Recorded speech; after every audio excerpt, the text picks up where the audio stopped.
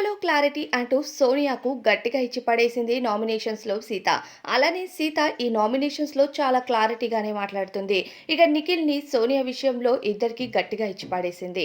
నిఖిల్‌కైతే నీ ఫ్రెండ్‌షిప్స్ ఉంటే బయట మెయింటైన్ చెయ్యు. బయట ఫ్రెండ్‌షిప్‌ని ఇంట్లో మెయింటైన్ చేస్తూ మమ్మల్ని ఆ ఫ్రెండ్‌షిప్‌లో మెయింటైన్ చేయాలి అంటూ ఆర్డర్ వేసే రైట్ నీకు లేదు అంటూ నామినేట్ చేస్తుంది. ఇక సోనియా నా సీతని నామినేట్ చేస్తూ నిఖిల్ విషయంలో మాట్లాడుతుంది.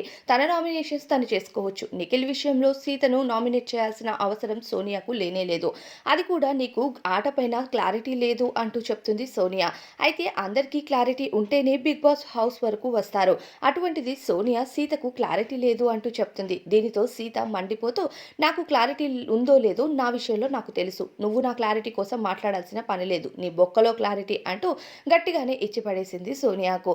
ఇక అలానే నిఖిల్‌కి కూడా గట్టిగా ఇచ్చింది. ఇద్దరి ఫ్రెండ్‌షిప్ ఉంటే బయట మెయింటైన్ చేయమంటూ కూడా చెప్పింది. ఇక ఈ నామినేషన్ ప్రక్రియలో ప్రస్తుతం కంటెస్టెంట్స్ అంతా గట్టిగానే ఒకరిని ఒకరు నామినేట్ చేసుకున్నారు. నామినేషన్ ప్రక్రియ విషయంకొస్తే కంటెస్టెంట్స్‌కు పెయింట్ వేసి నామినేట్ చేయాలి అంటూ బిగ్ బాస్ తెలియజేశారు. ఒక్కొక్క కంటెస్టెంట్ ఇద్దరిద్దరు కంటెస్టెంట్స్‌ని నామినేషన్‌లోకి తీసుకున్నారు. అయితే ఈ వాగ్వాదంలోనే సీతకు, నిఖిల్‌కు, సోనియాకు గట్టి వాగ్వాదమే జరిగింది ఈ రెండో వారం నామినేషన్ ప్రక్రియలో. మొదటి వారం నామినేషన్ ప్రక్రియ పూర్తయ్యి ఎలిమినేట్ అయ్యి బేబక్క హౌస్ నుండి బయటికి వెళ్ళగానే రెండో వారం నామినేషన్స్‌లో ఇలా వేడెక్కింది హౌస్.